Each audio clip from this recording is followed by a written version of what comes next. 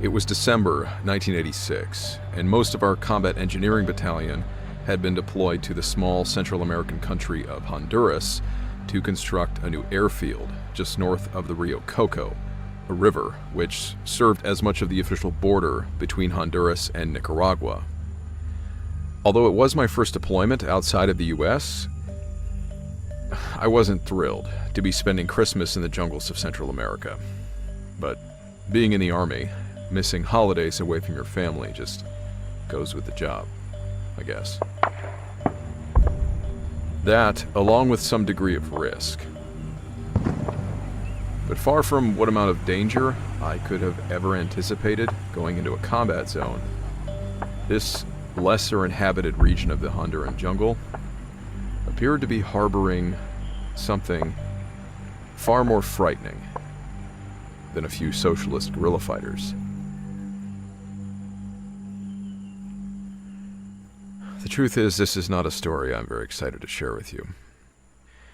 Because not only was it a terrifying experience, the way my command treated me afterwards is somewhat embarrassing.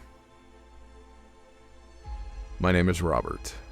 I'm a U.S. Army veteran, and this is my story of an encounter I had with something they called El Diablo.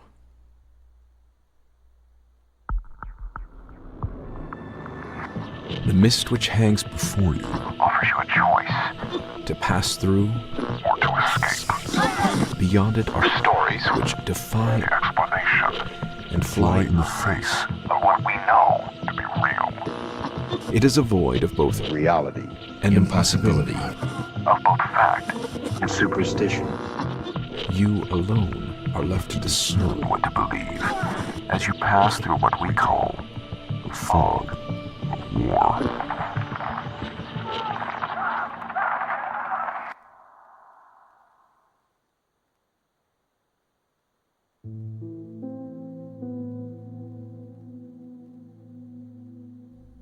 The 1980s was a turbulent time for Central America. The third world country of Nicaragua had suffered a major earthquake in 1971, followed by an economic collapse, extreme government corruption, and a violent political revolution. Similar to the recent war in Vietnam, there were two sides to this fight. The first being the Sandinistas, the socialist rebels who overthrew their corrupt government at the end of the 1970s and were ultimately being funded by the communist regimes of the Soviet Union and Cuba. The other side was the counter-revolutionaries, the Spanish term being Contras, who wanted to overthrow the now equally corrupt and violent Sandinista government. The Contras were being covertly funded by the US in its effort to prevent the spread of communism into Central America, essentially making this another proxy war between the US and the Soviet Union. Having been run out of their own country, the Contras had taken refuge north of the Nicaraguan border, in Honduras. The US was likewise providing support to the Honduran military, as the intense border fighting had created growing fears that a full-scale military incursion into Honduras could happen at any time. And that's where my unit came in, the 27th Airborne Engineering Battalion out of Fort Bragg, North Carolina. Our construction of an airfield near the village of Hamastron would not only bring US troops in and out of the country, but its location, only about 15 miles north of the country's border, sent a message to the Nicaraguan government. Stay on your side of the border if you know what's good for you. But although our units had been issued live ammunition, the US wasn't officially at war with Nicaragua, so we couldn't go around shooting up the place. Our orders were that direct combat with Nicaraguan forces was expressly and officially forbidden, except if they fired first. So we were only authorized to return fire in self-defense. I'd say this was very similar to the beginning of the war in Vietnam. While some of our guys worked on building the airfield, a portion of our battalion, along with a unit of Honduran soldiers, had also been assigned to conduct highly visible border security patrols and surveillance operations to both discourage and monitor any potential enemy activity. Being a radio/comm guy, I didn't have much to do as far as working on the airstrip. Being from Tennessee, I could have driven a tractor if they'd asked me, but they just sent me out with the patrols most of the time. As far as keeping an eye out for enemy fighters, driving back and forth on the many winding dirt roads near the border really limited us to what we could see. So our patrols would also receive various reconnaissance reports from overhead aircraft and from the Sotocano Air Base, some 200 kilometers driving distance to the west.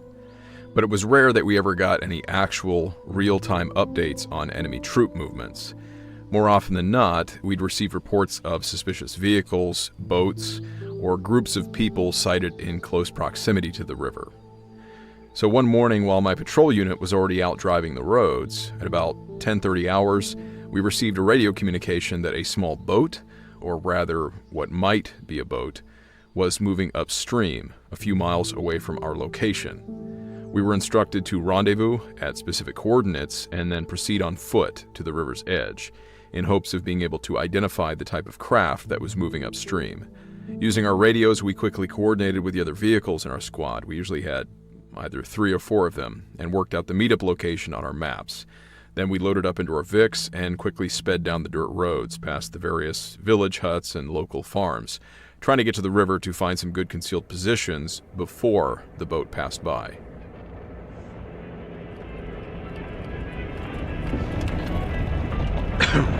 Echo 4, this is Command. Come in, over. I got it. This is Echo 4. Send it. Be advised, craft on the river is reported as moving erratically, changing direction and speed, as well as starting and stopping. How copy, over? Moving erratically. The hell does that even mean? Interrogative. Any idea what it is? Over?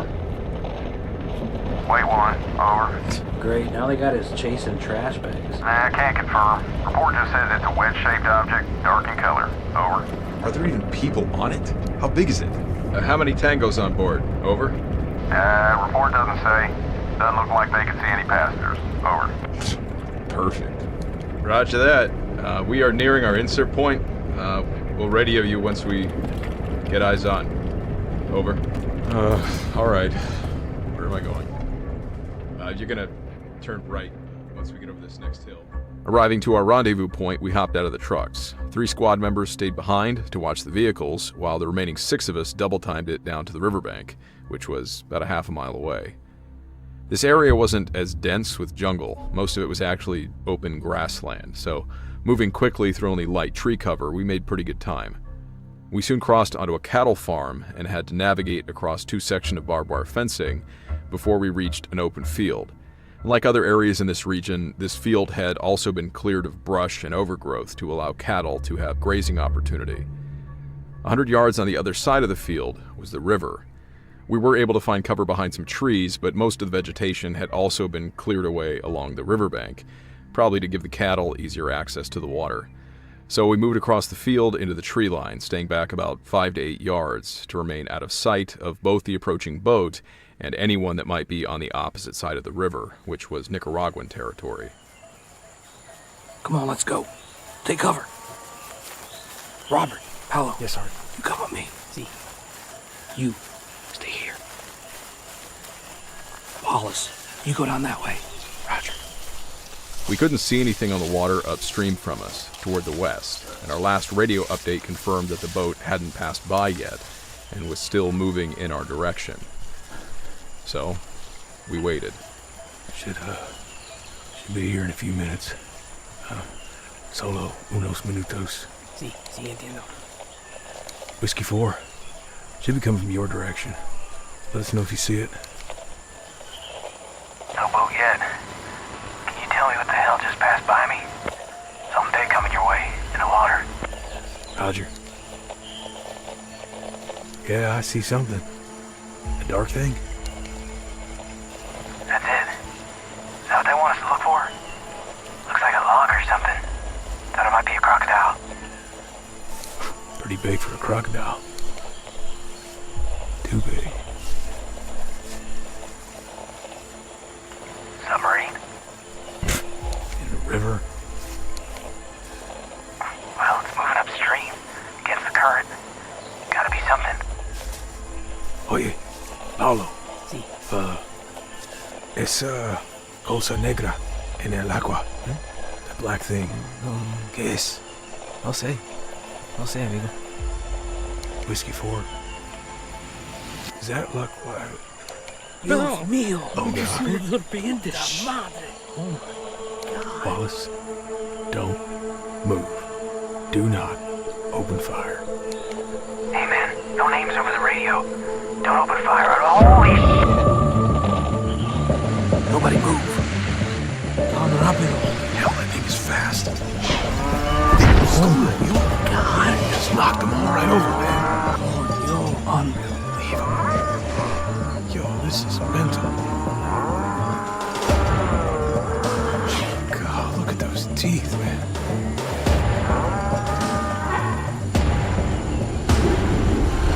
What's it doing? I think it's picking which one it wants. Jeez, he just crushed it with his head, man. Wallace, no. Do not open fire. The entire cow? It's heading back to the water. Everyone stay down.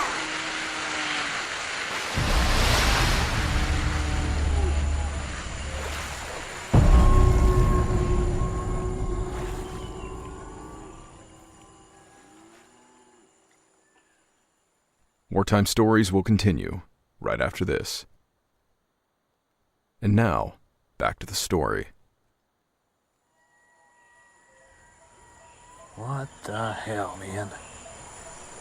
Well, you were wrong about one thing, Sergeant. Huh? What's that? That sure as hell wasn't a trash bag.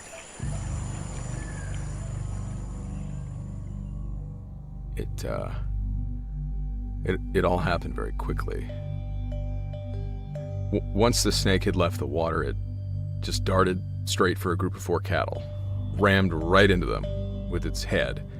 It was so big, it just knocked 3 of them over. Considering how big it was fast. And just as the cattle started to panic, it darted towards the second group and rammed into them as well. And then it lifted its head off the ground, about the height of at least 2 men, maybe 10 to 15 feet. And after seeming to select which of the injured cattle it wanted, it just slammed its massive head down onto it, crushing it. I mean, I guess it was too big. I mean, it didn't need to constrict the animal. We heard the sounds of the cow's body being crushed, like bones snapping. It probably killed it instantly. At that point, Wallace had raised his rifle, and I can't blame him, but Sergeant Perez had signaled him to drop it immediately. Something that big, no doubt.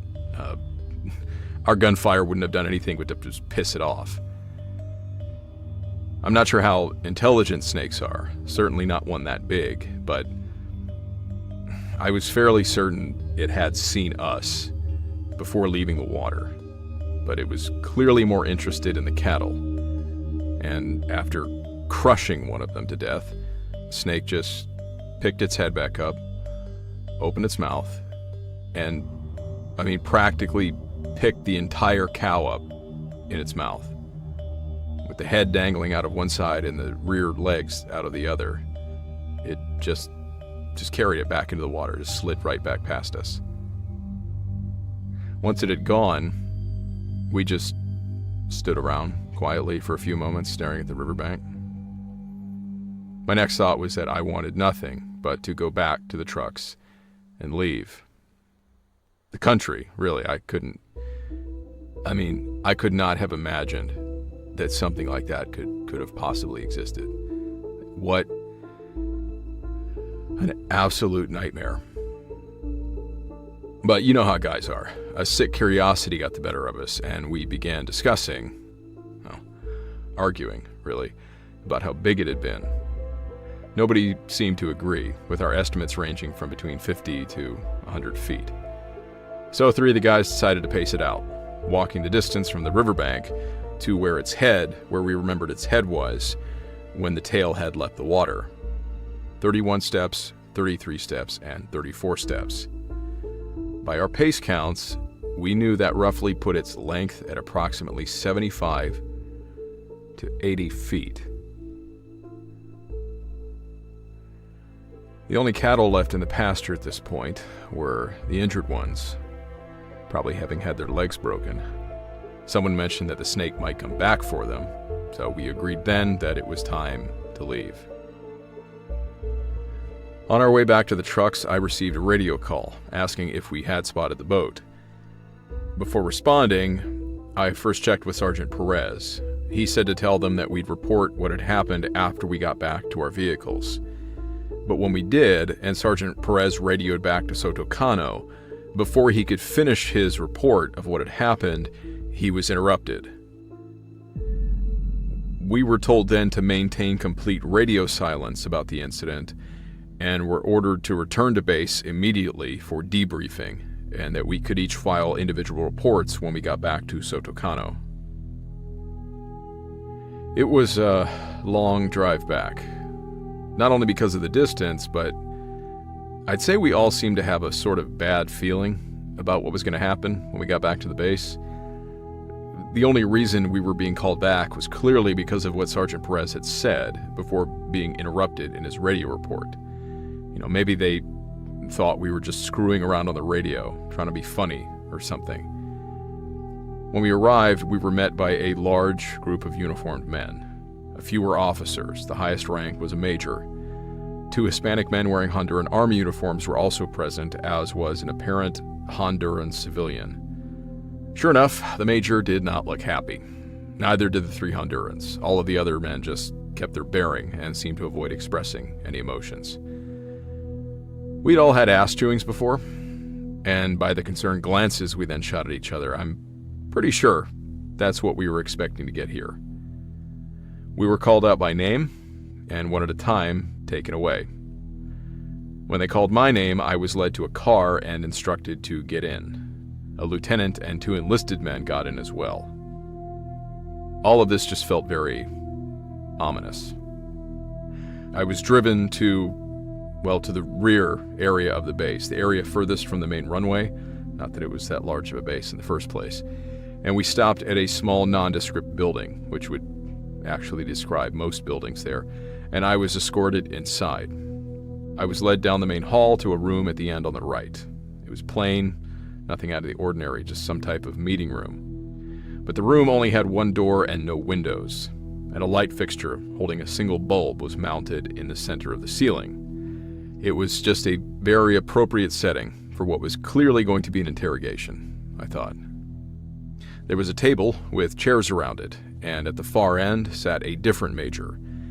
He likewise did not look very happy. The lieutenant instructed me to sit in the chair opposite the major. As I sat down, the other men sat down on each side of the table, and then no one spoke. Everyone just looked at me. I was wondering if I shouldn't say something, but it was the major that spoke first. All right. What happened, soldier? Tell me everything. Well, sir, my patrol. As I recounted the story, the major was very concerned with the details, from the time we'd left our vehicles until the time we'd returned to them later. I was instructed to leave nothing out. So I did as I was told and detailed everything I remembered. As I spoke, no one else said a word. No one moved. Hell, I don't even think anyone blinked. I finished recounting everything I'd recalled, and I glanced around at everyone in the room, just hoping for the best. Well, the major's facial expression hadn't changed. He glanced towards the door behind me, or to someone standing behind me, and then back at me. Tell me what happened, son. I want to hear it all again. I think I missed something.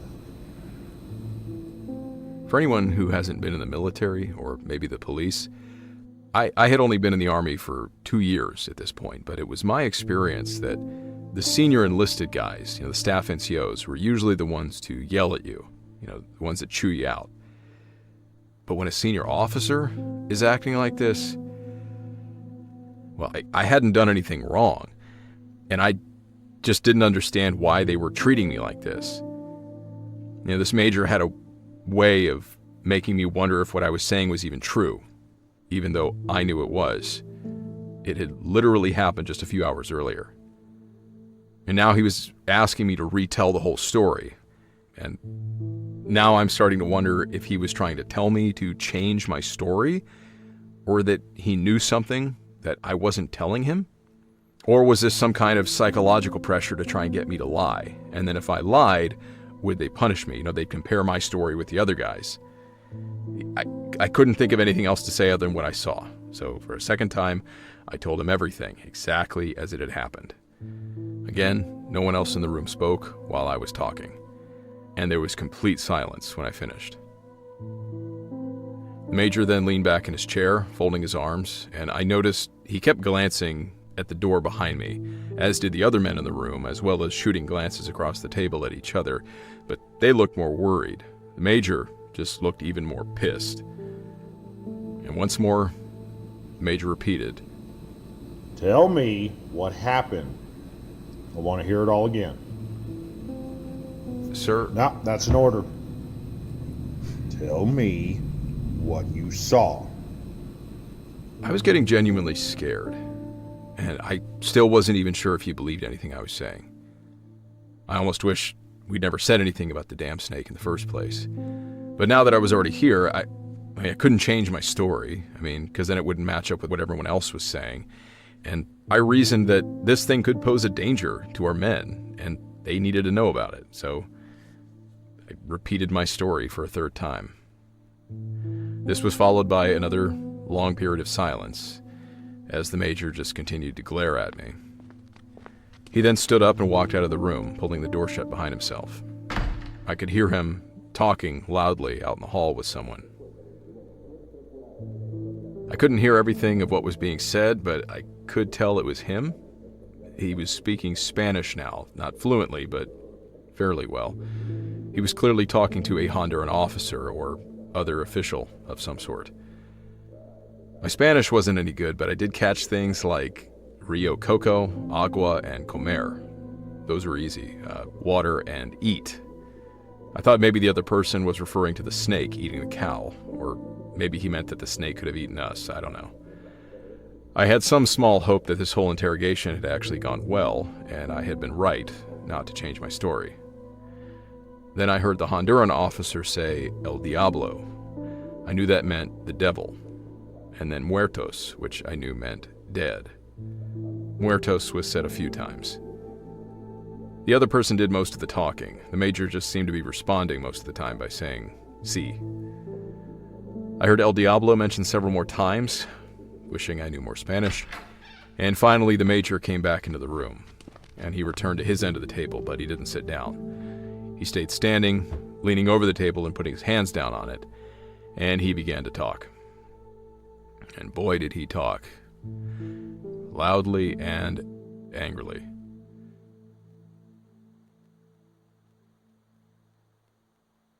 Wartime Stories will continue right after this.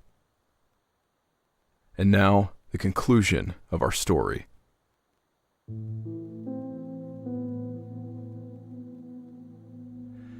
For the next 10 minutes or so, he let me have it. He told me that I was wrong about everything that had happened. He said we'd only seen a large anaconda, maybe 20 feet long at most. He said that I'd been mistaken, and it was probably a dog that we'd seen in the serpent's mouth. He assured me that it was not a fully grown cow. He laughed at me for saying that we'd encountered a giant snake. He ridiculed me over everything I'd said. He accused me of fabricating the entire story. He said we hadn't seen anything out of the ordinary, nothing, except probably a large clump of leaves and branches floating in the water. He accused me of telling a ridiculous story that would hurt the U.S.'s developing diplomatic relationship with Honduras. He informed me that if I continued to insist that the snake was over 75 feet long, that I would face consequences, adding that I could be charged with falsifying an official report, or worse. He never actually mentioned an Article 15 or court-martial, but I knew where he was going with what he was saying. I felt pretty terrible, because I knew I was in no position to argue with him. And he made it very clear that if I didn't change my story, he would follow through on what he said. He finished by saying that I was stupid, and that I shouldn't throw my career away over something like this. He sat back down in his chair. I then realized that instead of me, everyone was now staring at him, and they all looked kind of shocked at what he had said to me. But nobody said anything for probably another good minute. The Major then leaned forward, and again he repeated what he had said 3 times before. One last time. Tell me what you saw.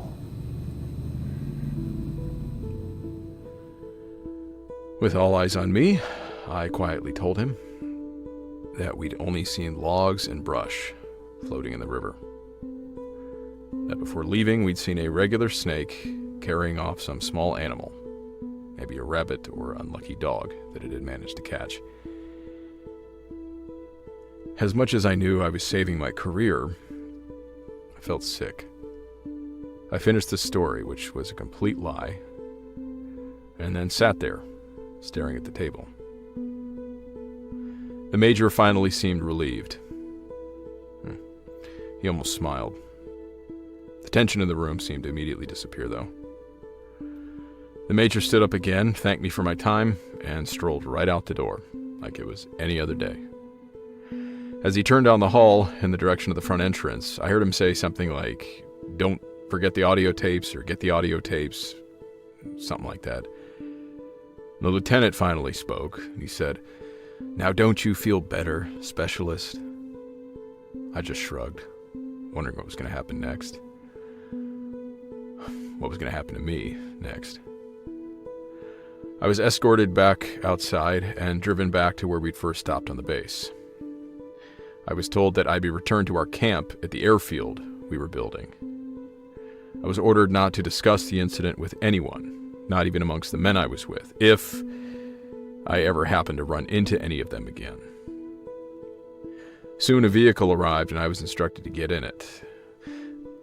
The fact that I was being brought back alone, and the guys who arrived with me weren't going back in the same vehicle, I don't want to sound dramatic, but I was 21, and with the entire experience up to that point, some pretty dark thoughts crossed my mind as I got in the truck.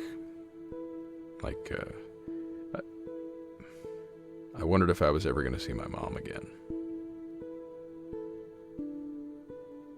I sincerely questioned whether they were actually going to take me back to the camp or somewhere else. But fortunately, they did just take me back to the airfield. I was met by a sergeant and escorted to my quarters. And for the next 3 days, I slept, I ate, I showered. And that's it. I was no longer allowed to perform any work or ever leave the camp. 3 very long and boring days later, I was driven back to Sotacano and put on a plane. They were sending me back to Fort Bragg. On this flight out of Honduras, there were only a few people on board with me, one of which was a Honduran soldier in uniform. He had 3 chevrons and a rocker on his rank, sergeant. He was seated a few rows behind me, and after takeoff and reaching cruising altitude, he got up from his seat and came up to my row. He leaned down slightly and in a hushed tone asked if he could sit beside me. I nodded, not knowing what to expect.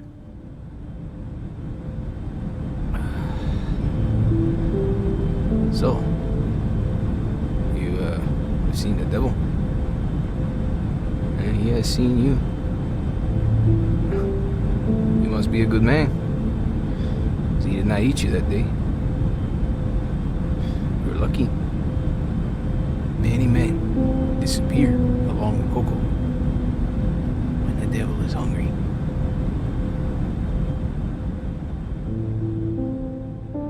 Well, I didn't expect that.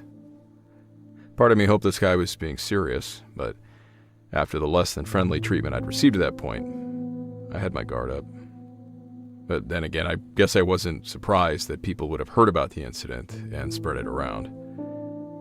I was still paranoid that this guy was maybe trying to trick me into talking about it and, violating the orders I'd been given, so I stayed quiet. He didn't seem offended. He just made the sign of the cross over his chest, then he got up and returned to his seat. And the rest of the flight was uneventful. I wasn't sure what to expect when I got back. My return to Fort Bragg was likewise uneventful, but something was different somehow. I'm not saying I was shunned, but things just felt different. As if something had been communicated to my command. About us. About me. And only a month later, I was transferred to Fort Campbell in Kentucky, which happened to be very near my hometown in Tennessee. I'd only served 2 years with my first command, and this sudden transfer to a new unit was unusual.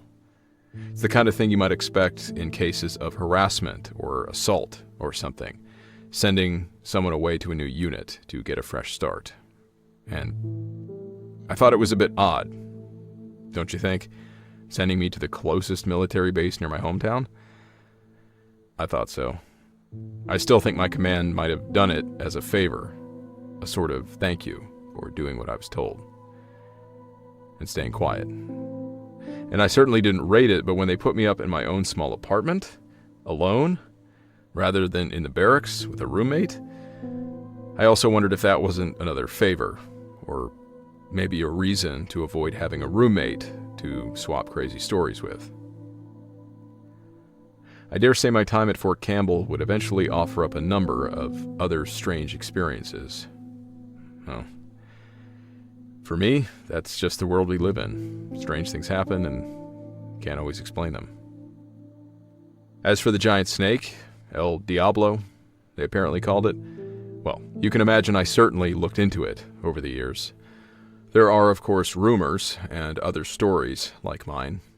But aside from the odd 30-foot anaconda being found alive, they have since found fossils of massive snakes in Colombia. And even that was a fluke because they were strip mining, digging for coal when the bones were found. And I believe the archaeologists only had so much time to look for fossils before they continued excavating for coal, possibly destroying any other fossils. They didn't find skulls or anything, but just a few bone fragments, vertebrae, I believe. So they had to estimate the prehistoric snake's original size after doing a comparative analysis to living snakes. They estimated these snakes grew to about 40, maybe 45 feet long, and they also estimated that they lived 60 million years ago. I'm not a scientist. What they found probably was that size and lived that long ago. But I know what we saw only a few decades ago. And if that Honduran soldier on the plane was serious about what he said, the Honduran locals living along the Rio Coco might still live in fear of El Diablo, even today.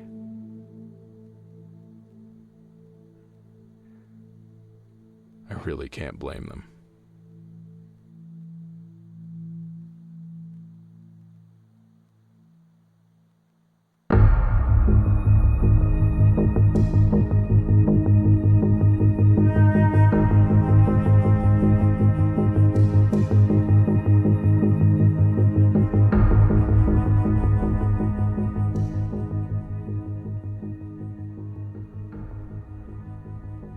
Incidentally, only the cool kids stick around after the credits, so thanks for that.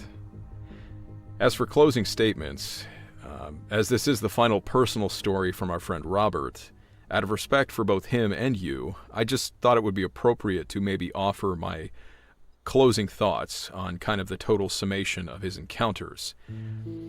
Most of you have been nothing but kind, but I have been accused of being a clickbaiter, telling stories that are clearly, just too extreme and far beyond the scope of reality. And I guess that's what I want to address, not that most of you probably think that. But when Robert first approached me with these stories, with the exception of just wanting to organize his writing a bit, no, it didn't take much convincing for me to want to share them with you because, one, they are anything but boring. And of course, I started this channel with the intent of telling stories that I expect a lot of people would want to listen to. I mean, nobody wants an empty stage or an empty chairs, right? They want a full audience. And these are also stories of Robert's which, aside from the trauma that Robert experienced by living through them, they're fairly benign for the rest of us to listen to. I mean, they're not hurting anybody, by retelling them. But perhaps like you, I did have to acknowledge that this is a man, and I did tell Robert this at the start of our conversations, whose experiences in the military were nothing less than unusual. Certainly, at least compared to my own 8 years of service. I never saw anything like that. And I make no claims to understanding the mysterious nature of paranormal encounters whatsoever. I am by far the most uneducated person when it comes to these things. I'm more like you guys. I'm just kind of a consumer. Now I obviously do the research, but I'm pretty juvenile in my understanding of these things. So for me, and probably for many of you, seeing it remains believing. Seeing is believing for many of us, I expect. And while I will continue to stand by my fog of war intro, in that I encourage everyone to keep an open mind with these types of stories, but to otherwise, make your own decisions on what you're willing to believe is possible. The last thing I want to say is that I have spoken at length with Robert over this last year after he first contacted me and we started talking, and then he shared this first story with me, the Fort Campbell story.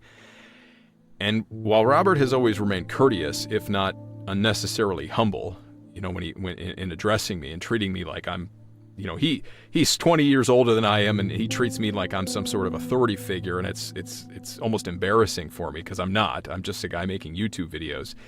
I do have to admit that at times I was worried about insulting him, because he would send me his scripts, he would write out his stories, and then I would come back with like a beleaguering number of questions, asking him to clarify certain points about his encounters and give me the additional information for the animations and what did this look like and what did this look like and so on and so forth. Well, in that questioning, was I looking for inconsistencies and reasons to disbelieve his stories at times? Honestly, I'd be lying if I said I wasn't, yes. I'd imagine most people wouldn't just hear a story like this and take it at face value. You'd have some questions, right? And even Robert has expressed concern, that if I don't think that this story is passable and that people are going to ridicule me for telling it, then, just don't bother with it. And he's fine with that.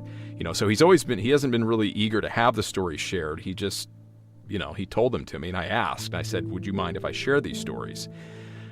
I started this channel thinking I was a rational person. And who knows? Maybe I am just the most gullible person in the world. I don't think so, but it's possible. But the point is, when I look back on my communication with Robert, what is somewhat unsettling for me to acknowledge is that I cannot name a single instance where Robert has given me a reason to question either his integrity or his credibility. So, think what you will, but in my mind, either Robert has had several very interesting and somewhat terrifying experiences, or he truly missed his calling by not becoming a creative writer. In other words, Honduras was never on my bucket list, but now I would personally think twice about taking a swim in the Rio Coco. I'd probably be okay with visiting Kentucky, but my goodness, the stories you guys have shared with me so far, most of which, if not all of which, will be in future Smoke Pit episodes, have convinced me of things that I never thought I'd believe in. But man, your state is wild. Robert, it has been nothing but a pleasure, my friend. Thank you for taking the time and the energy and everything it took for you to share these stories with me and really with us, with this audience. And as always, on behalf of both myself and the entire audience, all 60-something thousand of them, and then the people who don't subscribe, a sincere and heartfelt thank you to my patrons and YouTube channel members for going above and beyond the call of duty and allowing me to spend more time creating these stories than I could without your incredible support.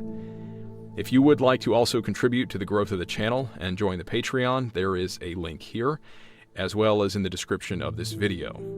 While I do try to invest everything back into the channel, there are at least a few small tokens of my appreciation, like physical tokens, that I can offer you for your support. along with, of course, producing more and more stories for you to enjoy. I thank you all for your time. Thank you for watching. God bless. And I will see you in the next episode.